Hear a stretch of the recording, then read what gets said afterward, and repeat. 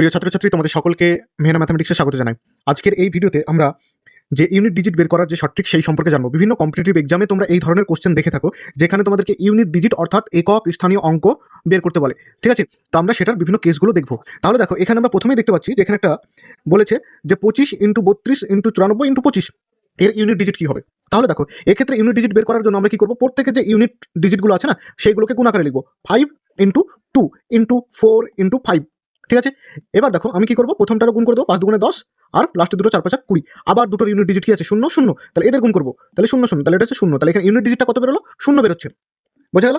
ঠিক এই টাইপের এই যে কোশ্চেনটা আছে, সেকেন্ড কোশ্চেন তোমরা একই রকম ভাবে সলভ করবে। দেখো কেস 2 কেমন হতে পারে। দেখো কেস 2 এর ক্ষেত্রে তোমাদেরকে পাওয়ার আকারে দেওয়া থাকে সূচক, কি আছে 4137 টু দি পাওয়ার 756। তাহলে এই ধরনের সংখ্যার ইউনিট ডিজিট আমরা কি করে বের করবো। তাহলে দেখো এখানে অনেকগুলো কেস আছে। একটা কেসে বলছে যে আমরা এইটাকে 4 দিয়ে ভাগ করবো। তাহলে দেখো 756কে 4 দিয়ে ভাগ করো, তাহলে কত, 4 × 4, 3 5 নামছে, 4 আসছে 32, তাহলে কত, 3 6 4 9 36 হলো। তাহলে এটা 4 দিয়ে ভাগ সম্ভব, তাই না? তাহলে এটাকে কি হচ্ছে, 4 দিয়ে ভাগ পসিবল হচ্ছে। এবার আমরা ভিতরকার এটাকে দেখবো। এবার দেখো এর বেসটা কি আছে, যে 437, তার মানে এটা কি নাম্বার, এটা ওয়ার্ড নাম্বার। বোঝা গেল? তাহলে তার মানে এটা হচ্ছে ওয়ার্ড নাম্বার। তাহলে ওয়ার্ড নাম্বার যদি এটা হয়, সেক্ষেত্রে আমাদের ইউনিট ডিজিটটা হবে 1।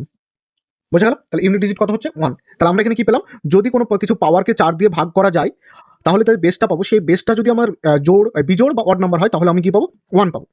ঠিক আছে, ক্লিয়ার? দেখো নেক্সট দেখো, এই অঙ্কটা কি বলছে, যে এর পাওয়ার কি আছে 392, তাই না? তাহলে আমি একই রকম ভাবে 392কে 4 দিয়ে ভাগ করবো, 4 9 36, 3 2 4 8 32।